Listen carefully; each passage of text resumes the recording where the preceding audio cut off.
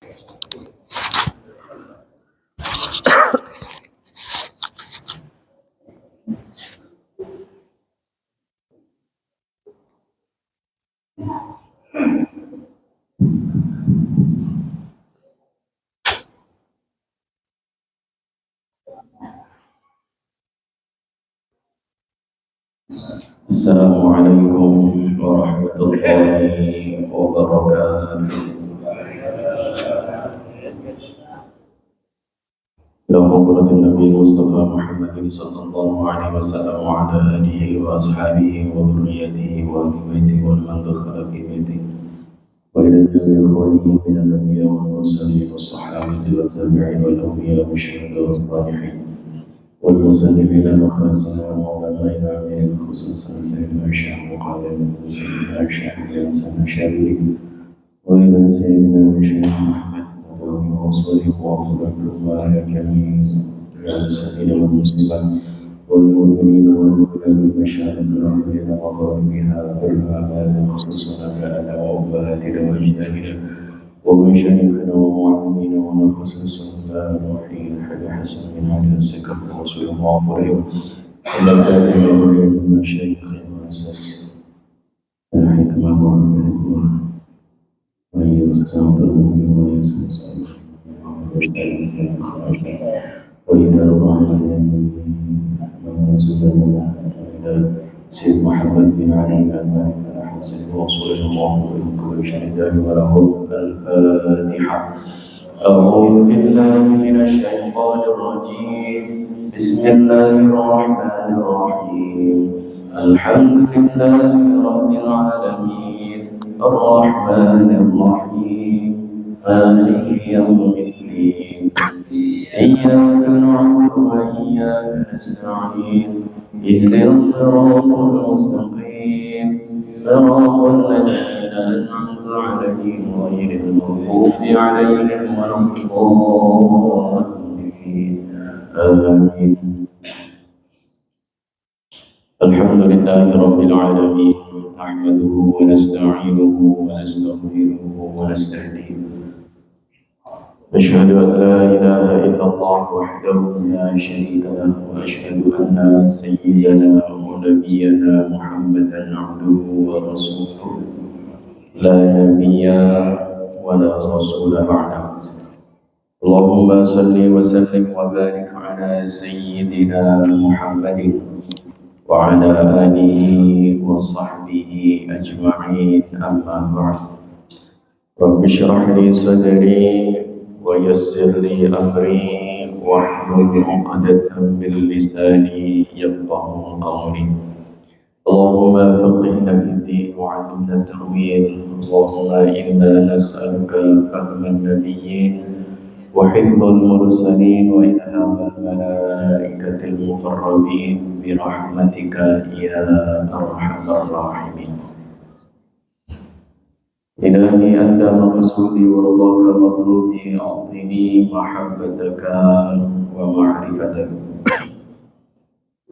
Hadirin kaum muslimin wal muslimat jemaah Masjid Al-Hidayah yang dimuliakan Allah Subhanahu wa taala.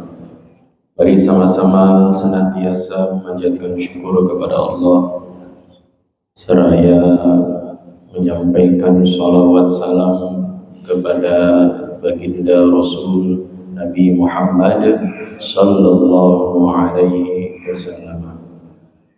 Hadirin jemaah sekalian, Bapak, Ibu-ibu yang dimuliakan Allah.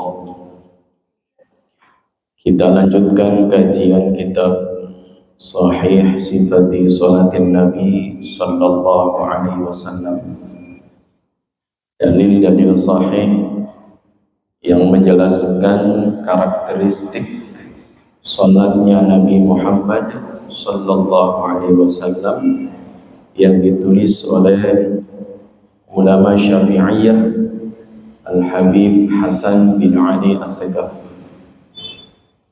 Kebanyakan buku-buku yang judulnya sifat salat Nabi itu buku-buku yang ditulis oleh kawan-kawan kita dari kalangan Salafi atau yang sering kita sebut Wahabi.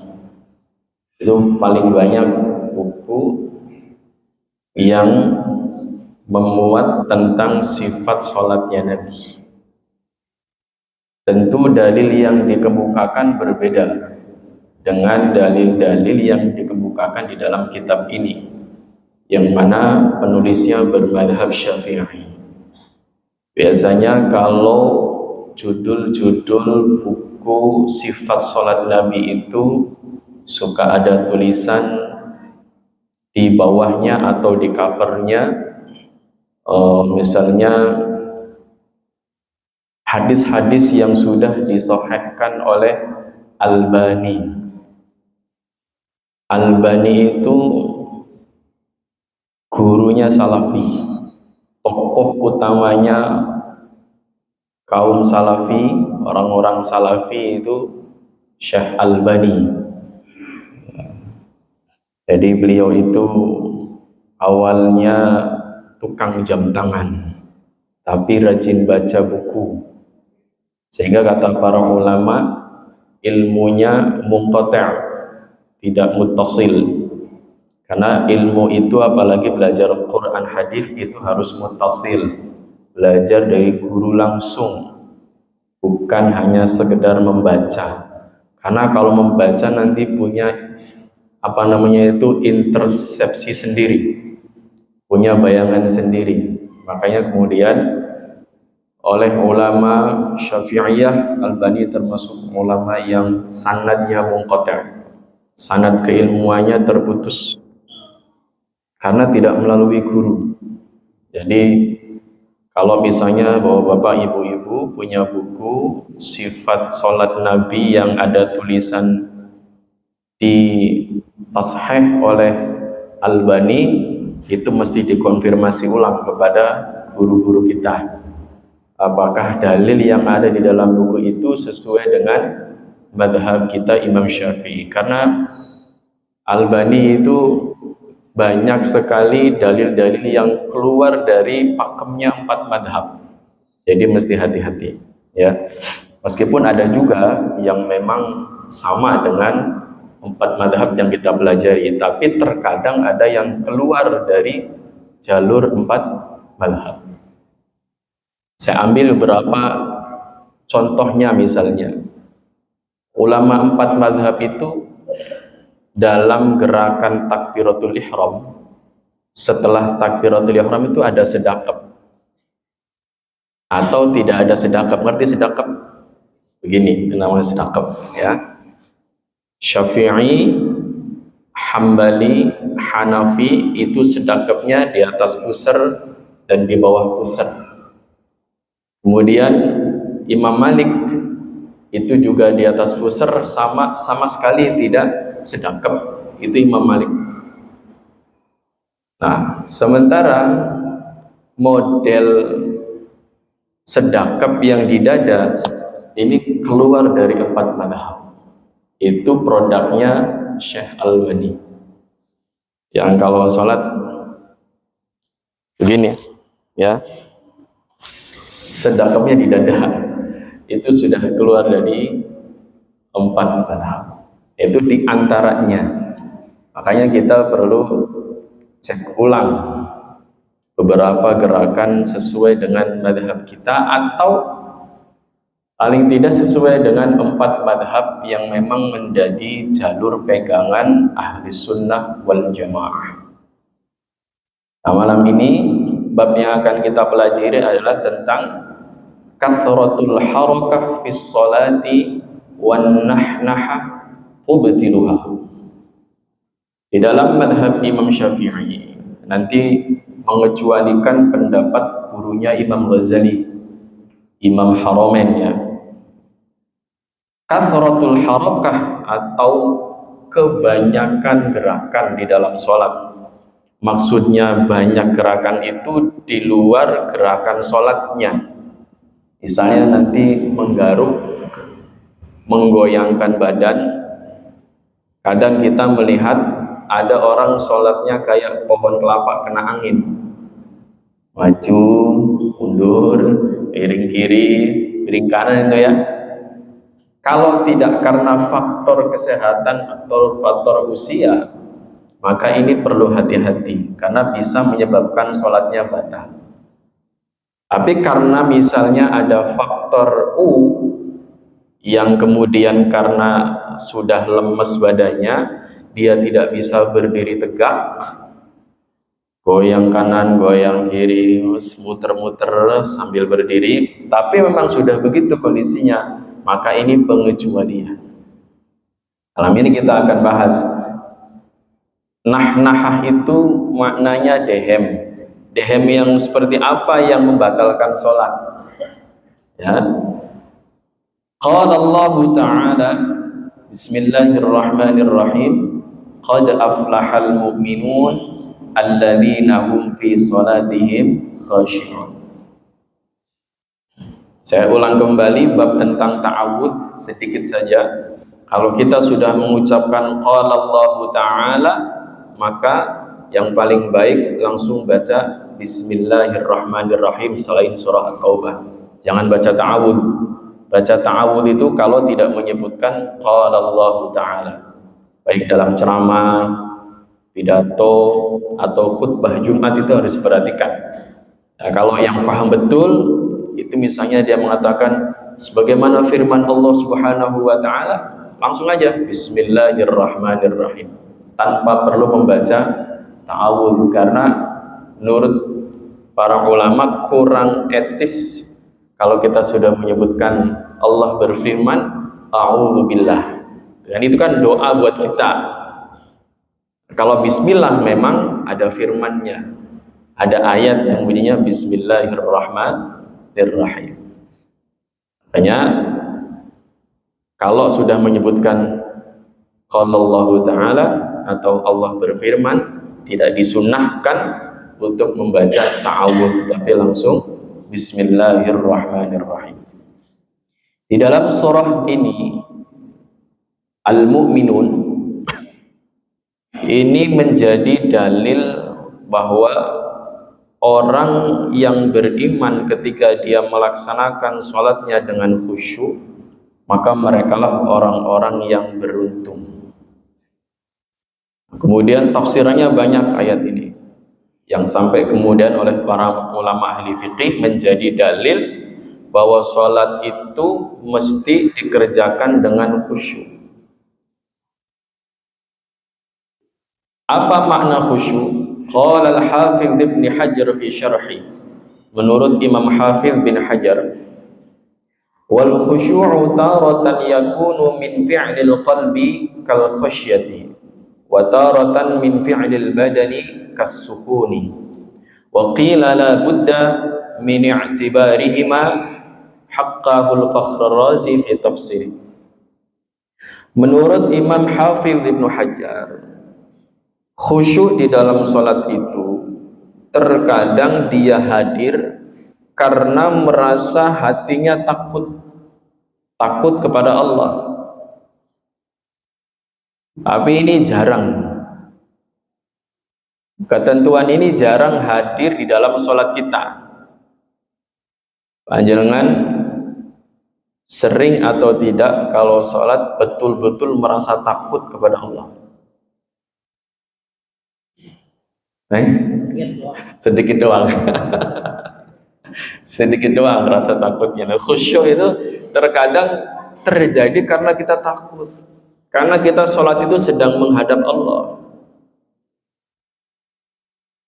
Kayak misalnya kita takut misalnya dipanggil sama polisi mau disidang, kan kita ngadep takut tuh. Saking takutnya itu kadang-kadang gemeteran, ngomong nggak konsen, saking takutnya. Nah, tapi karena ini berat, makanya kemudian Imam Hafidz bin Hajar mengatakan wataratan min fi'lil badani kasukun. Ada kalanya khusyuk di dalam sholat itu bisa didapatkan dengan ketenangan badan kita. Artinya gak banyak gerakan yang tidak penting. Itu namanya taratan min fi'lil badani kasukun. Jadi kita sholat itu betul-betul menjaga gerakan agar tidak terlalu banyak gerakan yang tidak penting, gerakan yang tidak perlu. Tapi tidak usah nemen-nemen, ngerti nemen-nemen, kebangetan.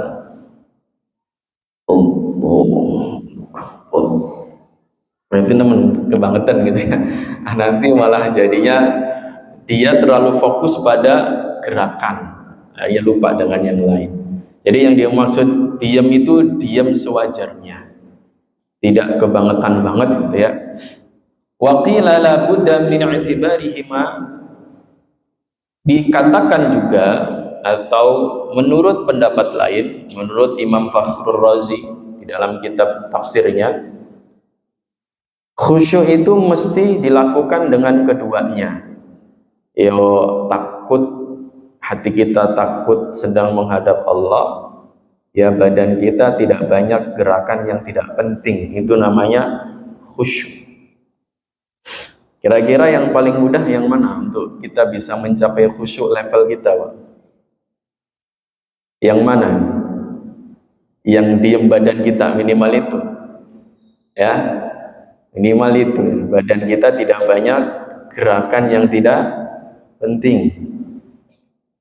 Syukur-syukur sepanjang sholat itu kita betul-betul takut sholatnya tidak diterima Allah, takut di dalam sholat kita lupa sama Allah.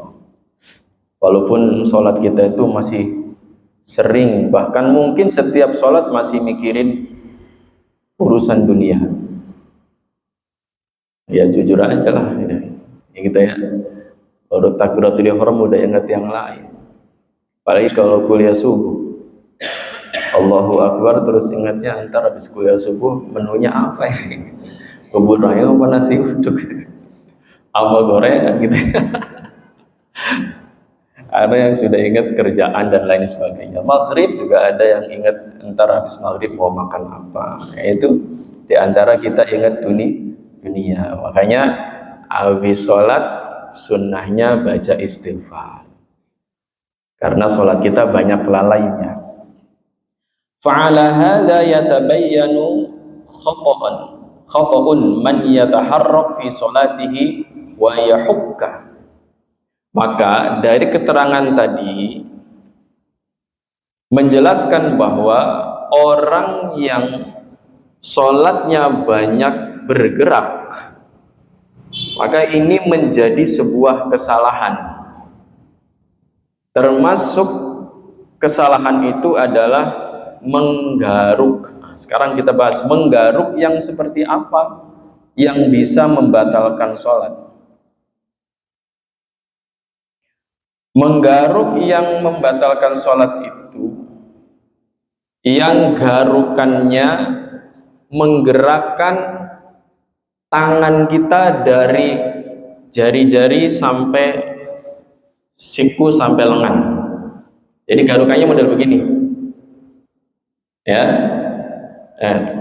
Garukan yang aman itu yang hanya menggerakkan jari. Tidak seperti ini. Itu pun dalam mazhab Syafi'i tidak sampai 3 kali berturut-turut. Jadi garuknya misalnya yang gatal di belakang cukup begini saja. Habis itu turunin lagi. Ntar gatal udah nggak tahan lagi, boleh garuk lagi begini. Tapi jangan begini-begini. Nah ini sudah, kalau begini batalin karena terlalu banyak gerakan. Sampai-sampai di dalam bab fikih itu, mohon maaf ini agak jorok, tapi kayaknya jarang terjadi. Tapi ini dibahas di fikih. Oh bapak sholat nggak pakai daleman, misalnya ini misalnya, ya. Terus bergerak. Kalau bergeraknya itunya aja maka nggak batal. Tapi kalau sambil badannya bergerak kayak gini itu batal. Ya. Paham ya maksudnya ya? Ini dibahas di dalam kitab fikih. Tapi ini jarang terjadi. Mau lagi sholat kok kober-kober ya, gara-gara tidak pakai celana dalam. Ya, kemana-mana itu gerakannya. Itu kalau yang bergerak cuman angka satunya tidak apa-apa. tidak batalin sholat gitu ya. Tapi kan mesti pikirannya kemana-mana itu ya. Tapi di dalam gerakan itu maksudnya tidak sampai membatalkan sholat. Seperti hanya garukan tangan yang begini. Nah, kalau gerakan yang membatalkan itu kebanyakan garukannya begini ya. Kemudian apa lagi? Fatarahu yukatsiru minhu wa yuharrik rijlaihi wa yahuzzu jismahu ilal amam wa ilal khuf. Termasuk yang membatalkan sholat itu, yang termasuk kategori sholatnya rusak yang keliru adalah goyang-goyangin badan ke depan, ke belakang, ke depan, ke belakang gitu ya. Model begitu. Tanpa uzur, tanpa ada uzur. Kalau ada uzur tidak masalah. Tapi kalau nggak ada uzur, dia goyang-goyangin badan, pengangguran gitu ya, sholat kayak lagi zikir begini, itu bisa menyebabkan sholatnya rusak. Wala yajuzu ayyatanahnaha fis sholati walam yasihhu fi dzalika hadithun idza tanahnaha faqala aw fadhahara minhu harfani batalat sholatuhu illa fi halati sabqil lisan ay fi ghairi halati ta'ammud wan nisyan. Termasuk yang membatalkan sholat adalah yatanah itu dehem. Dehem yang seperti apa yang membatalkan sholat? Dehem yang mengeluarkan dua huruf. Misalnya itu 3 sudah. Hamzah, ha, mim. 3 huruf kan? Atau misalnya cuman 2 huruf. Hamzah dengan huruf ha. Tanpa ada unsur lupa atau tidak sengaja, atau misalnya tidak karena sabqul lisan itu kesleo, tidak sadar tiba-tiba kita dehem. Habis dehem terus lagi kan nggak boleh dehem dalam sholat. Kalau modelnya sabqul lisan karena kita tidak sadar, maka itu tidak termasuk yang membatalkan. Tapi kalau kita sengaja dehem, contohnya kita dehemin sesuatu biar orang misalnya tahu kalau kita lagi sholat, misalnya di luar ada yang assalamualaikum, terus kita dehem, oh ada orangnya. Itu kan bukan karena hajat kepentingan ya, atau bukan karena lupa, tapi disengaja. Tapi kalau dehemnya lupa, karena dia punya kebiasaan dehem, ya pas sholat kebawa kebiasaannya,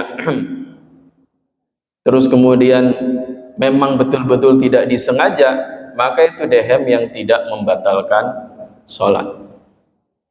Bahkan di dalam kitab-kitab fikih Syafi'i, dehem itu hanya dibolehkan untuk dalam rangka membaca rukun qauli dalam sholat. Rukun qauli dalam sholat itu ada 5. Pertama, takbiratul ihram. Kedua, membaca suratul Fatihah. Ketiga, membaca tasyahud akhir. Keempat, membaca sholawat Nabi. Yang kelima, membaca salam. Karena dia rukun qauli, maka suara wajib keluar. Kalau misalnya tenggorokan gatel, gerandet, ada rayak di dalam tenggorokan kita yang menyebabkan tidak bisa membaca ke-5 rukun qauli yang tadi, maka dibolehkan untuk berdehem sampai rayaknya hilang. Tapi kalau dalam rangka dehemnya itu membaca yang sunnah, ini termasuk kategori membatalkan sholat. Ada di kitab fikih yang lebih ketat lagi begitu. Contoh misalnya, habis baca surah Fatihah, tenggorokan gatal, mau baca surah lagi. Jadi imam lagi kan repot gitu.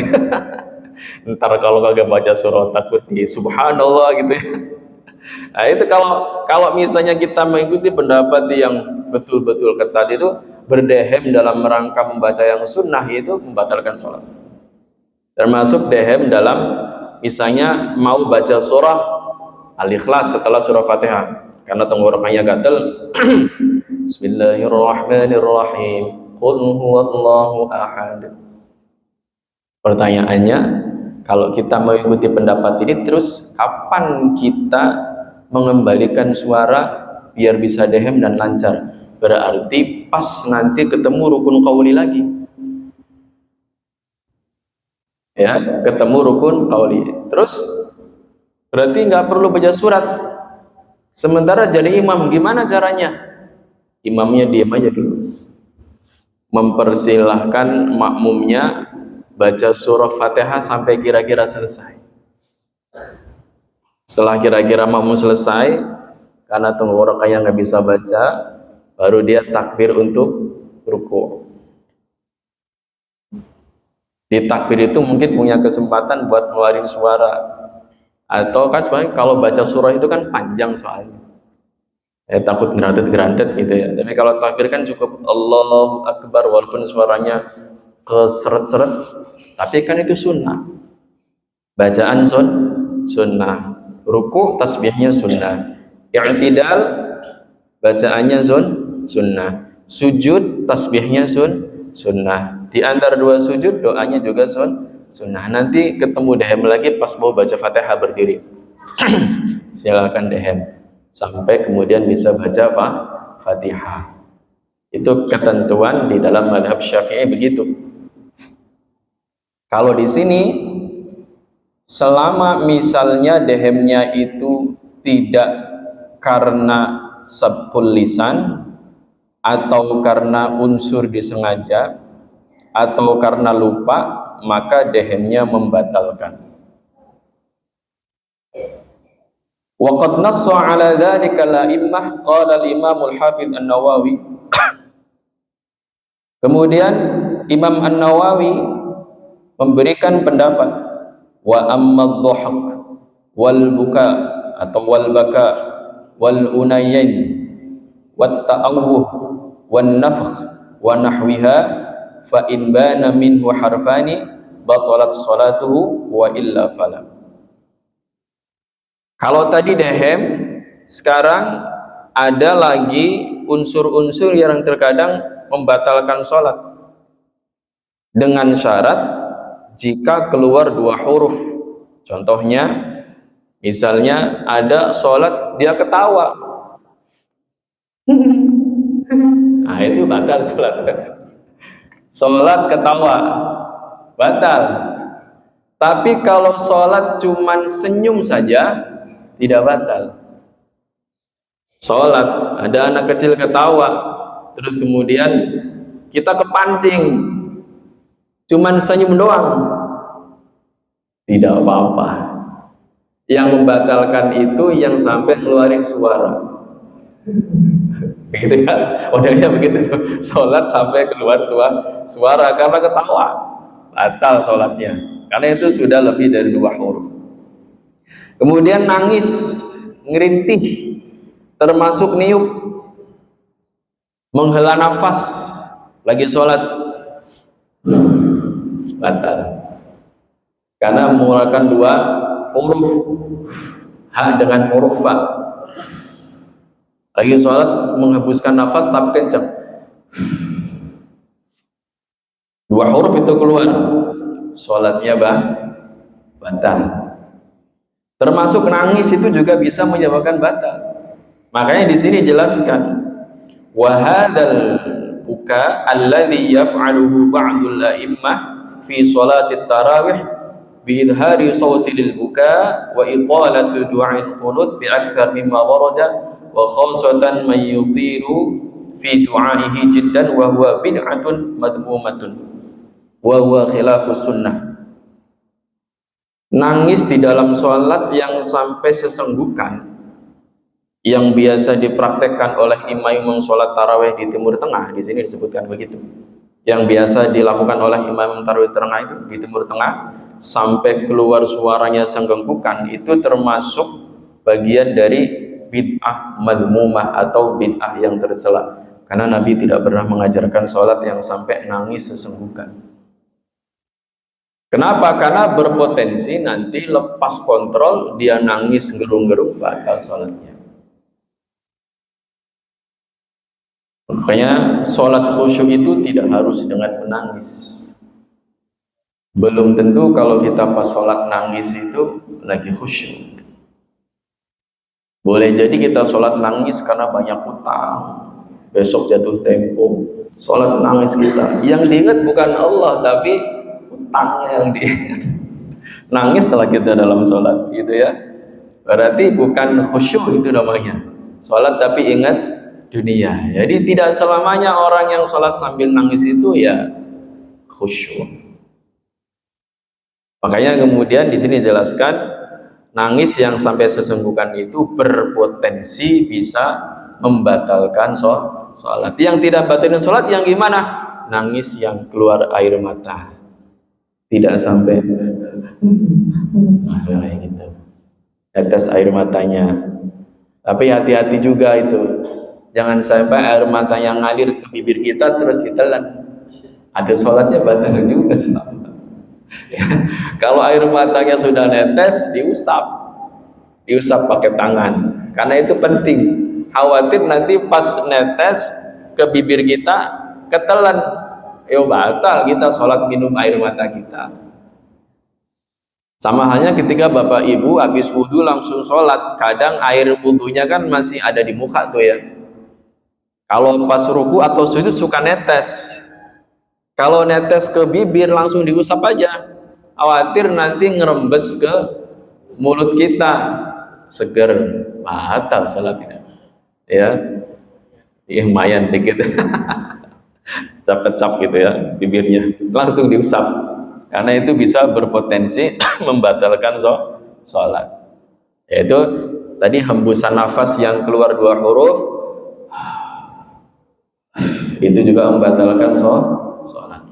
Misal habis takbiratul ihram karena sholatnya lari buru-buru, udah qomat di sini, Allahu akbar, Allahu akbar, udah qomat, lari dia dari rumah. Habis takbir, Allahu akbar, batal. Makanya Nabi melarang orang yang berangkat dari rumah ke masjid lari-lari karena sudah qomat. Santai saja, nggak usah buru-buru, sedapatnya. Biar apa? Biar pas sampai masjid takbiratul ihramnya nggak keganggu, fokus. Nah, kadang kita sholat lari-lari, kecuali lari itu hanya kalau kata Gus Baha, kalau ingin kita menunjukkan kalau kita itu serius pengen dapat rakaat pertama, lari sedikit saja, habis itu normal lagi, itu kata Gus Baha. Artinya jangan sampai mengejar terus, nanti sampai sini udah capek. Kira-kira lari buru sedikit saja, itu andai kita ketinggalan pun karena ada hajat, masih terhitung dapat keutamaannya. Jadi larinya seperlunya saja, kira-kira berapa langkah, terus kemudian kita jalan seperti biasa, tapi jangan terlalu santai, maksudnya jalan yang tidak menyebabkan kita capek. Yaitu lari-lari di dalam mengejar sholat berjamaah. Maka hati-hati itu ya, apalagi yang udah sepuh-sepuh ya, nggak usah lari-lari, biasa aja. Khawatirnya tadi pas takbiratul ihram terus ngos-ngosan, keluar nafas begitu 2 huruf menunjukkan sholatnya batal. Kemudian mas'alatun, ada satu permasalahan. Qala al-Imam al-Hafidz an-Nawawi rahimahullahu ta'ala, wa ammal mar'atu fa in kanat tusalli khaliyah aw bi hadrati nisa aw rijal muharram jaharat bil qira'ah sawa'un sallat bi nisbatin aw munfaridah wa in sallat bi hadrati ajnabiyyi asarrat. Khusus bagi perempuan ketika menjadi imam sholat baik di rumah atau di masjid yang sekiranya tidak ada laki-laki ajnabi mahram, ada lawan jenis tapi mahramnya ya, itu boleh menjaharkan suara di dalam sholat maghrib, isya dan subuh.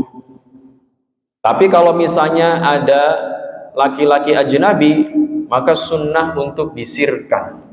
Ibu-ibu sholat satu grup sendiri dengan ibu-ibu yang lain karena bapak sudah selesai di masjid. Maka imamnya meskipun dia sholat maghrib, sunnah untuk sir, tidak disunahkan untuk dijaharkan.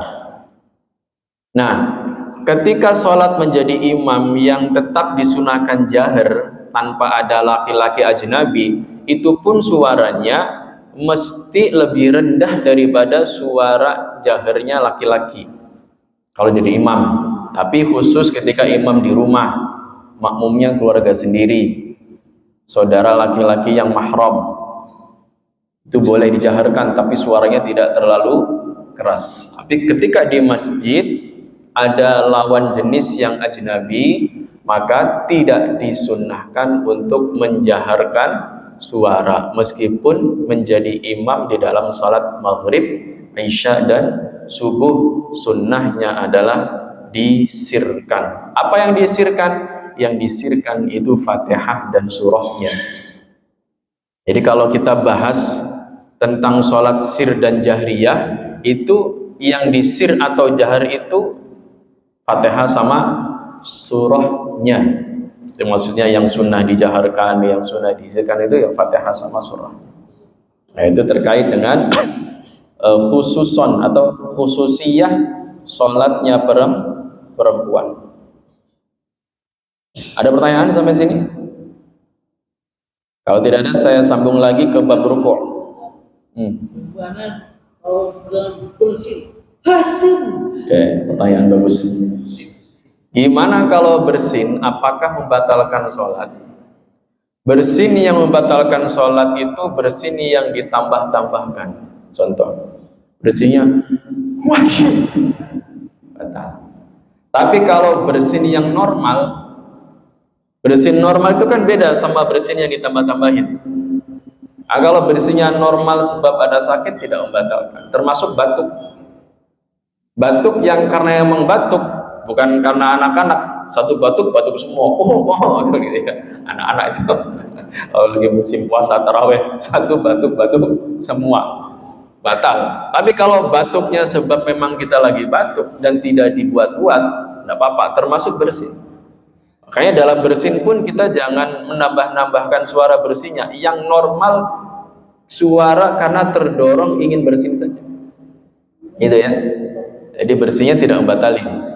Kalau ditambahkan dengan suara wasyik, batal.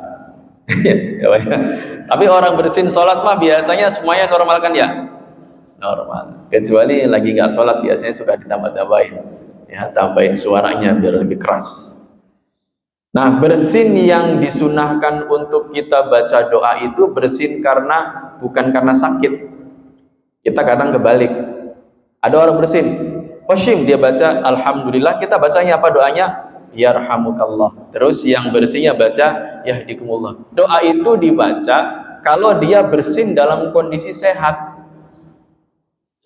Artinya kita doakan semoga Allah merahmati itu, semoga tetap terjaga kesehatannya. Nah, kalau bersinnya itu karena lagi flu, tidak dianjurkan untuk dibacakan itu. Nah, dikit-dikit Bapak yarhamukallah, yarhamukallah. Kalau bersinnya sebab sakit, yang bersinnya Hasim kita duduk sama dia bersin 10 kali, itu berarti sebab sakit dia. Tidak dianjurkan atau tidak disunahkan untuk membalas doa yarhamukallah. Doa yarhamukallah itu kalau dia bersinnya karena debu, tiba-tiba ada yang masuk debu ke hidung, terus dia bersin, dia baca alhamdulillah, kita baca yarhamukallah kalau laki-laki, kalau perempuan yarhamukillah. Itu kalau bersinnya sebab debu. Kalau bersinnya sebab sakit, tidak dianjurkan untuk membaca yarhamukallah. Biar paham kaidah membaca yarhamukallahnya. Jadi tidak semua bersin itu ada kesunahan membaca doa yarhamukallah. Ada lagi mau bertanya seputar? Silakan Pak RT. Kalau semuanya imamnya agama,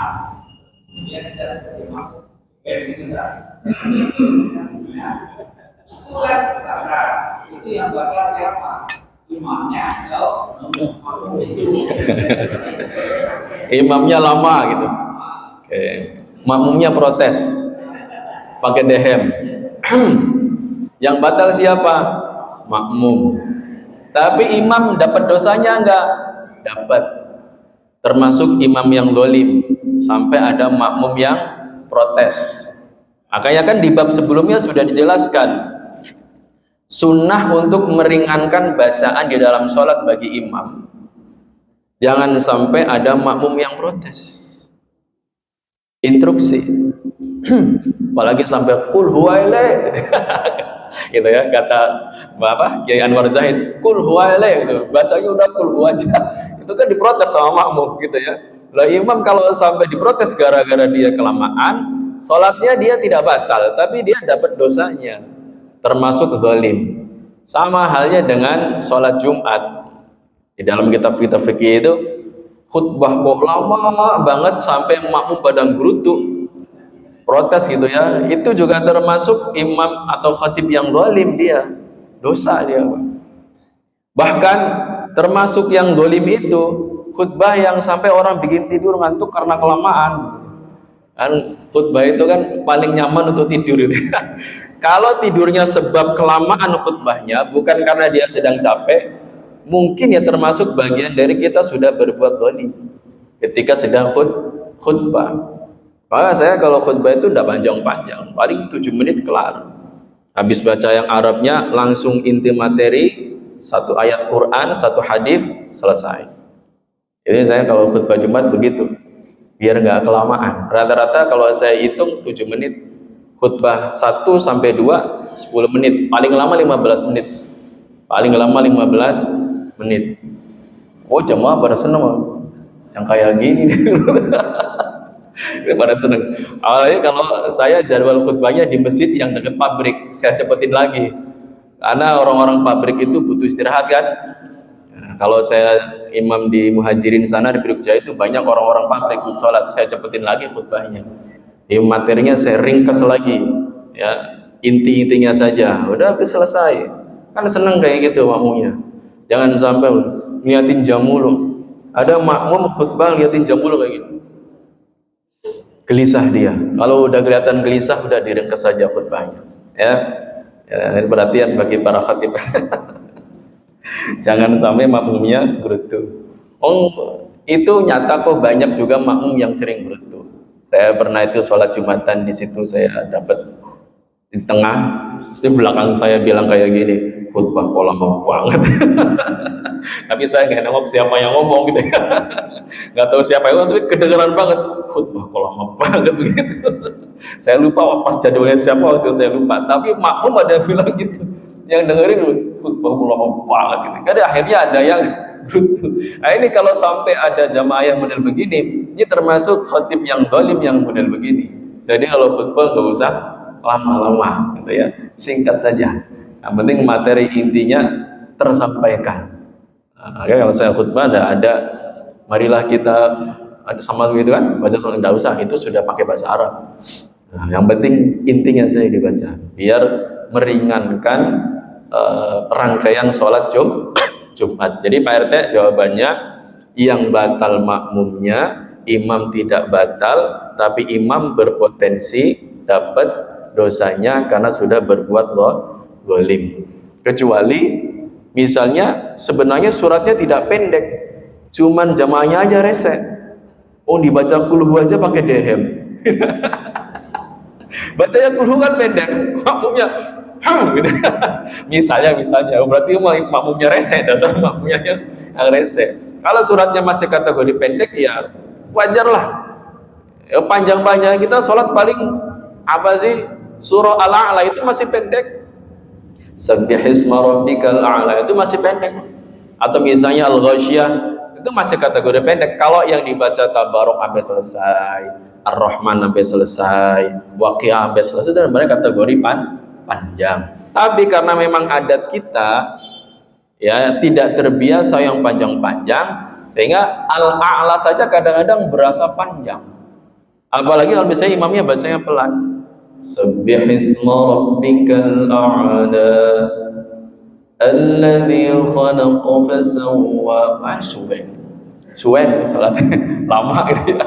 Akhirnya guru Ini kalau baca sabihis cepetin biar makmumnya tidak gerutu ya. Jadi sama-sama enak ya. Yang makmum aman, imam juga aman. Ada lagi pertanyaan? Silakan. Berapa menit lagi isanya? Masih 4 menit. Ada lagi kan? Mana? Kunut. Oke, siap. Kunutnya ibu-ibu mengikuti ketentuan yang tadi. Kan kunut dalam subuh sunnah jahar. Tapi ibu-ibu ngikutin ketentuan tadi. Kalau misalnya dia ngimamin di rumahnya sendiri, tidak ada laki-laki ajnabi, sunnah jahar. Sunnah jahar pun itu suaranya tidak boleh melebihi jaharnya laki-laki. Misalnya laki-laki jaharnya normalnya Bismillahirrahmanirrahim. Misalnya ibu-ibu cukup Bismillahirrahmanirrahim. Alhamdulillahirabbil alamin. Itu. Jaharnya perempuan dengan laki-laki berbeda. Apalagi kalau misalnya ibu-ibu sholat subuh di masjid, ada bapak, maka kunutnya tetap sir sunnahnya. Nah, terus makmumnya gimana? Apakah cukup hanya mengaminkan? Cukup dengan suara lirik. Amin, amin, amin. Cukup. Ya, makmumnya ikut sekedar mengaminkan. Atau misalnya makmumnya ikut baca kunut lagi juga tidak apa-apa. Karena imamnya kan sir, gak kedengeran. Dia baca kunut lagi, silahkan. Sir, kalau perempuan kunut bacaannya sir atau dipelankan. Ada lagi pertanyaan? Kalau gerakan sholat, jika kita tangan kita itu harusnya di atas lutut atau di bawah lutut? Ini ada di penjelasan bab berikutnya, bab tentang ruku. Tapi karena sudah ditanya ya udah saya jawab dulu, sekilas dulu ya. Gerakan ruku yang sunnah itu tangan kita persis di atas lutut. Kemudian posisi jarinya renggang.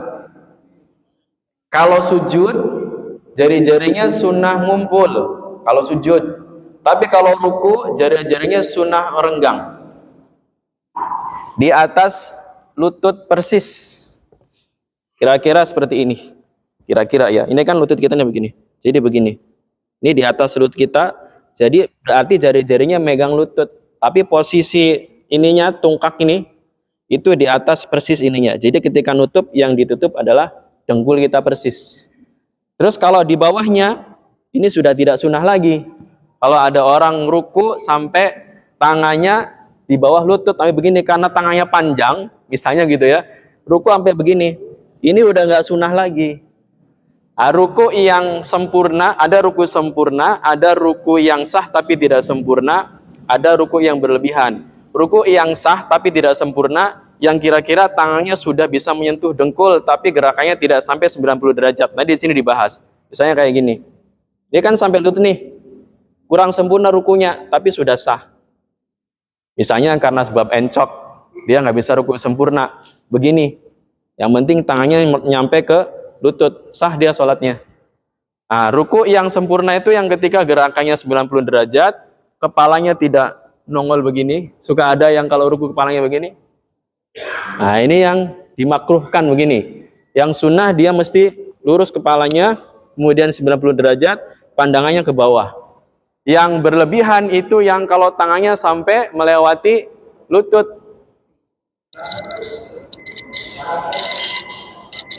Dijalanin begini, turun, ngelendot gitu ya. Itu nanti nggak ada tumak ninahnya kalau begitu.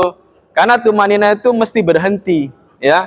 Ada orang ruku dia jalan terus begini tangannya, Allahu Akbar, terus baca tasbih kelar, bangun lagi, nggak ada tumak ninahnya itu. Rukunya ada yang hilang, gitu ya. Nggak boleh begitu. Jadi kalau ruku mesti hati-hati. Itu sekilas tentang ruku. Nanti kita bahas lagi lebih lengkap lagi tentang bab ruku, insyaallah di pertemuan berikutnya. Mudah-mudahan ilmunya manfaat. Al-Fatihah. Kalau untuk sedangkan ada imam sudah ada ya.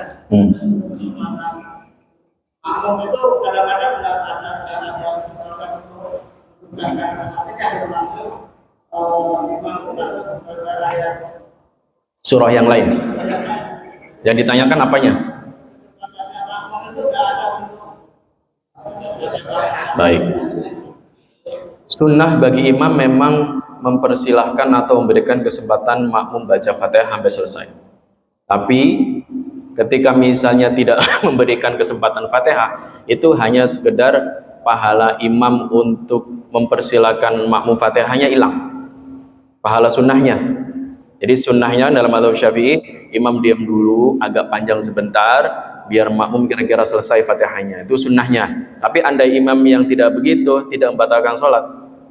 Hanya dia tidak mendapatkan sunnah untuk sukut sebentar, diam sebentar setelah baca Fatihahnya.